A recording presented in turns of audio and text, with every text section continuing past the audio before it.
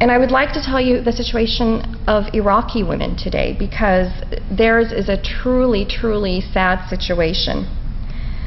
Prior to 1991 and our first attempt to destroy Iraq, Iraqi women had equality in education and health care.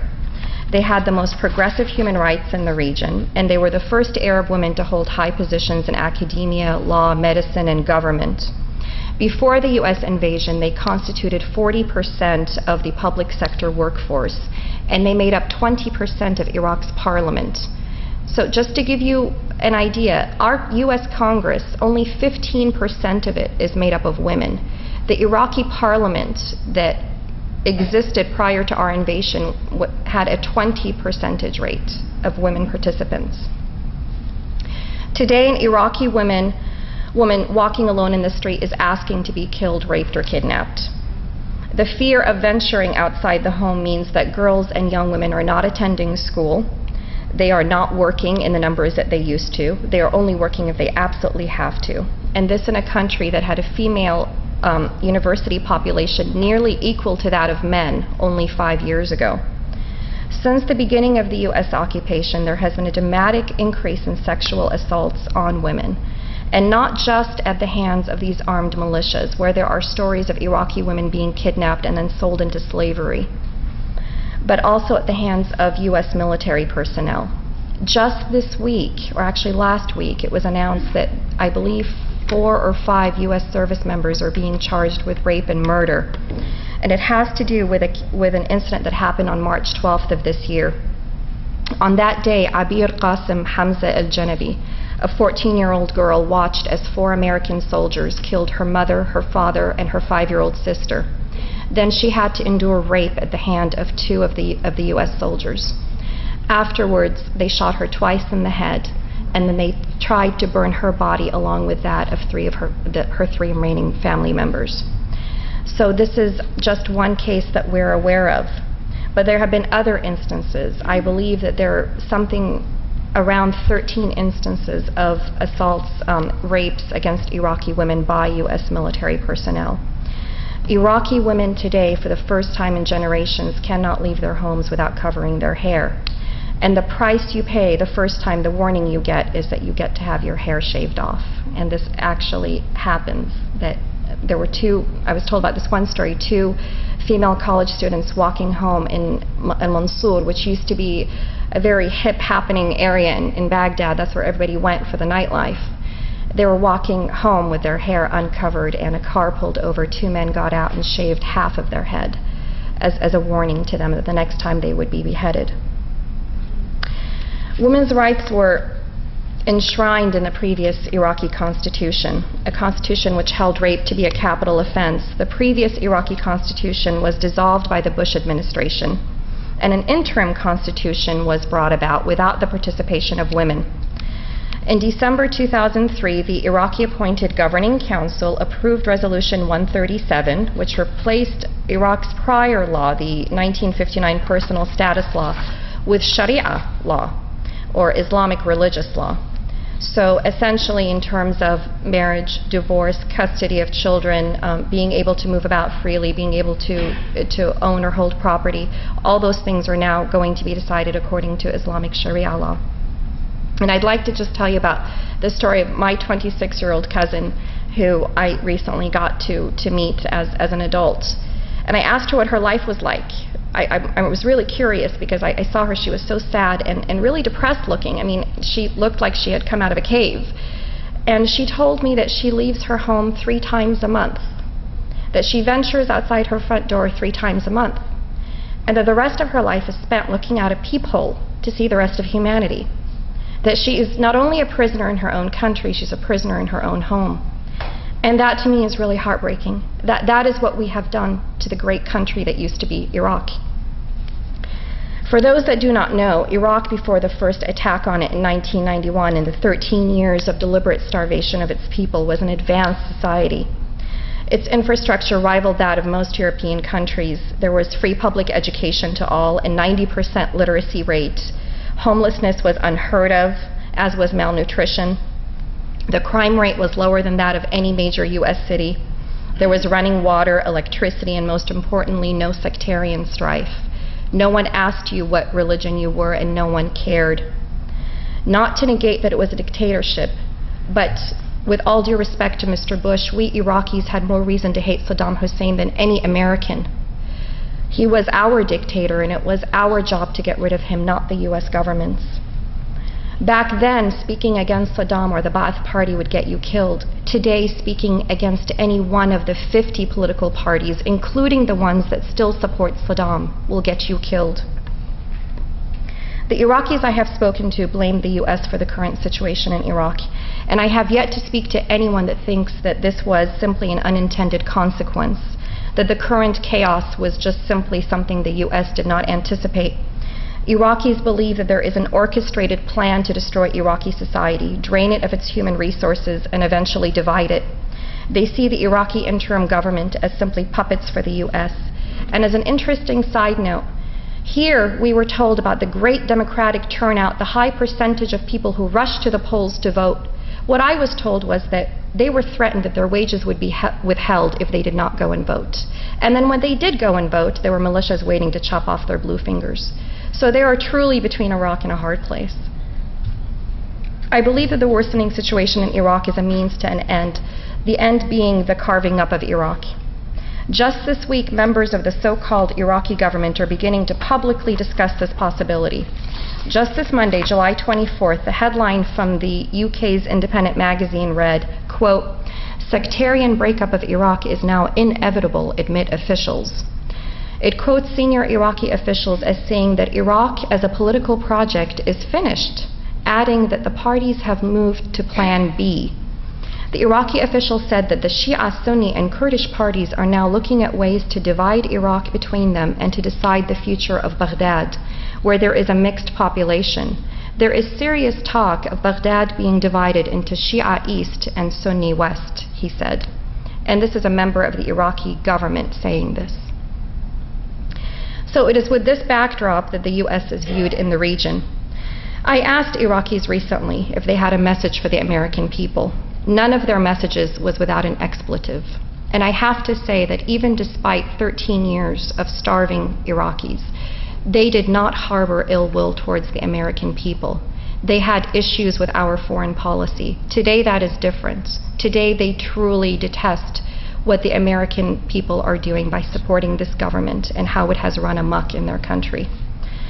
The U.S. government lacks any credibility in the region, pure and simple, and no one for a moment believes that the U.S. has in mind the benefit of the average Arab, and no one believes that the U.S. will stop Israeli aggression and massacre of Lebanese and Palestinian civilians. In fact, many see Israel and the U.S. as two heads on the same serpent. If the U.S. and Israel are allowed to continue in their construction of the new Middle East, or what I see as a deconstruction of the old one, in my view, in 20 years, the majority of the Arab world will resemble Uganda, Somalia, and the Sudan. And I wish I had more encouraging words for you, but I'm just not feeling it right now. Thank you. When George W. Bush's rationale of weapons of mass destruction in Iraq evaporated, his rationale then became bringing democracy to the Iraqi people. And bringing democracy to the whole Middle East, because it was the old domino theory. You know, if Iraq becomes democratic, then they'll all become democratic. But it turns out that Bush only likes democracy when the elections go his way. The Palestinians, who have been subjected to a ruthless occupation by Israel for nearly 4 decades, held a democratic election in January. Much to Bush's dismay, they elected Hamas to lead their parliament. And lo and behold, a few years before, voters in Lebanon had democratically elected representatives of Hezbollah to their parliament. Well, it turns out that Bush only likes democracy when the results go his own way, as I said before. So after Hamas was elected, Israel and the United States spearheaded the imposition of severe economic sanctions against the Palestinian people that have virtually crippled their infrastructure. Israel, which continues to control Gaza's economy, contrary to the Bush line that and the Tel Aviv line that Israel has pulled out of Gaza, Israel withholds $50 million a month of Palestinian tax revenues. Washington loses no opportunity in scolding Iran and Syria for providing weapons to Hezbollah. Yet after Israel recently put out the SOS to the United States government to rush over several more bombs, the U.S. sent a batch of replacement smart bombs and emergency jet fuel. We know how smart those bombs are, killing civilians willy-nilly, assuming that they haven't been targeted, which we cannot assume.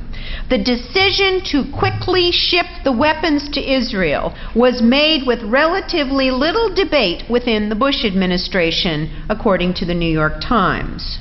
During the Bush administration, from 2001 to 2005, Israel received $10.5 billion in foreign military financing, the Pentagon's biggest military aid program, and $6.3 billion in U.S. arms deliveries.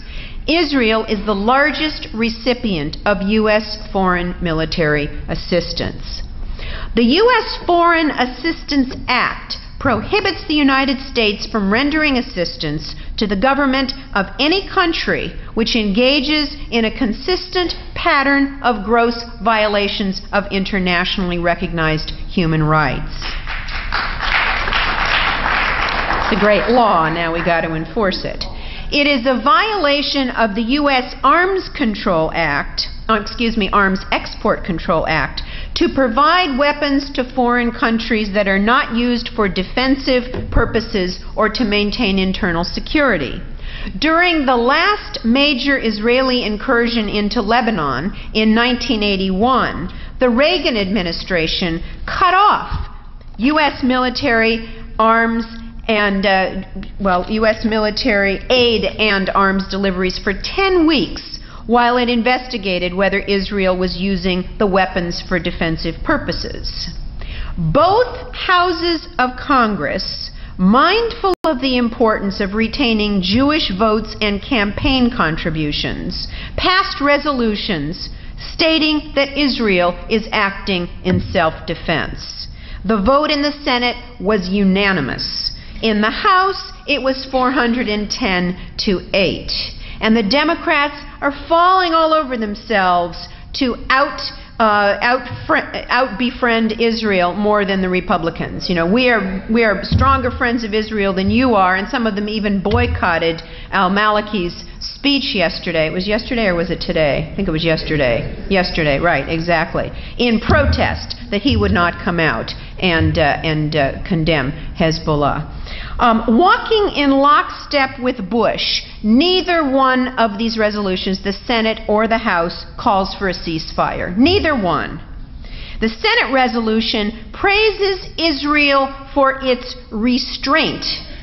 And the House resolution, have you read these? The House resolution, and I'm quoting, welcomes Israel's continued efforts to prevent civilian casualties. This is our Congress, ladies and gentlemen, Democrats and Republicans alike.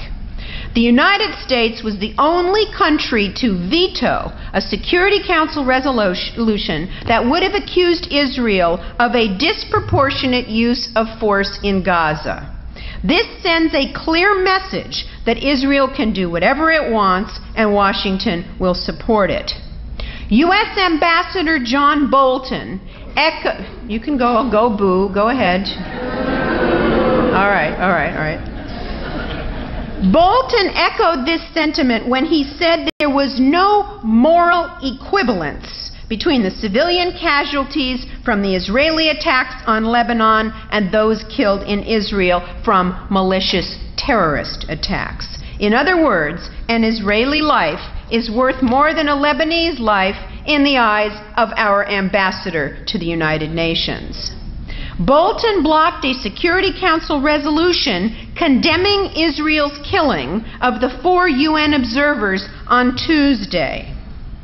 Okay? Now, Kofi Annan said, you know what happened? What happened was that for 6 hours, the 4 UN observers were calling the Israeli military, telling them the bombs are getting closer and closer. They called 10 times. Each time, the commander said, don't worry, we're not going to bomb you. And they were bombed 10 times. They were bombed, I've heard, between 8 and 10 times, dead. All 4 of them dead. So Kofi Annan, knowing this, came out and said that this was apparently a deliberate targeting of the UN by Israel. Now, there was a big hoopla, and I'm sure, I have no inside information, but just judging from the past, what's happened in the past, Bush and Condoleezza Rice and company started putting pressure on Kofi Annan. He didn't actually withdraw that statement, but he tempered it by saying, Israel says that it was not deliberate, and there's going to be an investigation. So, there was going to be a condemnation of this. Bolton vetoed it. Meanwhile, the Senate Foreign Relations Committee today held confirmation hearings for Bolton's permanent appointment. Now, you remember John Bolton. He couldn't get through the Senate, and so Bush did a recess appointment. He was the one who said there's no such thing as the United Nations, except insofar as the United States says so. He was the one who overstated threats that didn't exist from Syria and Cuba, so-called biological weapons programs that turned out not to exist. He's the one that encouraged Bush to put that false claim about uranium yellow cake from Niger in his State of the Union address. And the New York Times reported that many diplomats say they see Mr. Bolton as a stand-in for the arrogance of the administration itself. Good for the New York Times on that particular quote. I don't want to, paint with them with too broad a brush here. Now, why are they now bringing up this nomination of Bolton? Well, first of all, Voinovich, a Republican who was one of the few who said, just not appropriate to have a guy like this as our UN ambassador, has now come around. Oh no, it's 5 minutes. Okay, I'll make it quick. And also, some of our Democrats like Hillary Clinton and Chuck Schumer, who want to, the biggest friends of Israel, bigger than the Republicans even, want to get Bolton in there because he's doing such a good job of supporting Israel. Enough of that. Okay. Now, I was supposed to talk about poisonous weapons, but I'll talk about those in the discussion, okay, because I want to finish up here. Last week, several Jewish organizations and Christian Zionists lobbied the White House to support Israel. Bush complied, giving Israel more time to continue slaughtering the Lebanese people. While Bush stood by and watched the humanitarian catastrophe Israel is wreaking in Lebanon, Condoleezza Rice traveled there and met with the Lebanese Prime Minister. Senora. Rice, what? Senora. Rice's visit was an, I quote, important show of support for the Lebanese public and the Senora government, a U.S. official said. He told reporters traveling with Rice, the fact that we are going to go right into Beirut after all that has happened is a pretty dramatic signal to Lebanon and their government. Well, it would have been much more dramatic if Condoleezza Rice, on behalf of her boss, George Bush, had called a halt to the carnage when Helen Thomas, and you know who Helen Thomas is, she's the one who was in the Stephen Colbert video. She's probably at the top of Bush's list, but they can't really touch her, fortunately. She's the only one that has any guts to ask him, what are you doing in Iraq? And she asked White House spokesman Tony Snow why the president opposed a ceasefire, and he rudely thanked her for her Hezbollah view. Well, Bush could stop Israel in its tracks with a snap of his fingers. But why would he? Israel is doing his bidding, redrawing the map of the Middle East to facilitate U.S. domination. Bush began that task with Iraq, and Israel is following suit with Palestine and Lebanon. Indeed, Bush is hoping that Israel's next stop will be Iran or Syria. A July 21st list of talking points from the White House Office of the Press Secretary referred to an LA Times op-ed by Max Boot called "It's Time to Let the Israelis Take Off the Gloves." The White House release contained this quote from Boot's piece: "Our best response is exactly what Bush has done so far. Reject premature calls for a ceasefire and let Israel finish the job." But that quote in the Boot piece was preceded by this language: "Iran may be too far away for much Israeli retaliation beyond a single strike on its nuclear weapons complex. Now wouldn't be a bad time. But Syria is weak and next door. To secure its borders, Israel needs to hit the Assad regime hard. If it does, it will be doing Washington's dirty work," unquote. Joseph Ciricione, an arms expert, said, "The neoconservatives are now hoping to use the Israeli-Lebanon conflict as the trigger to launch a U.S. war against Syria, Iran, or both. The U.S. Strategic Command, supported by the Air Force, has been drawing up plans at the President's direction for a major bombing campaign in New York," Seymour Hersh wrote recently in The New Yorker. Senior military commanders have warned the administration that the bombing campaign will probably not succeed in destroying Iran's nuclear program, whatever that might be. It's kind of like Saddam's weapons of mass destruction, and could lead to serious economic, political, and military consequences for the United States, including endangering our troops in Iraq, according to Hersh. The United States' loyal and consistent support for Israel's policies, to the tune of more than $3 billion in aid per year, has enabled the Israeli government to conduct a war of terror against the Palestinian and Lebanese people. Yasser Arafat once told an American journalist, "I'll tell you what this war has taught us. It taught us that the real enemy is the United States. It is against you we must fight. Not because your bombs killed our people, but because you have closed your eyes to what is moral and just."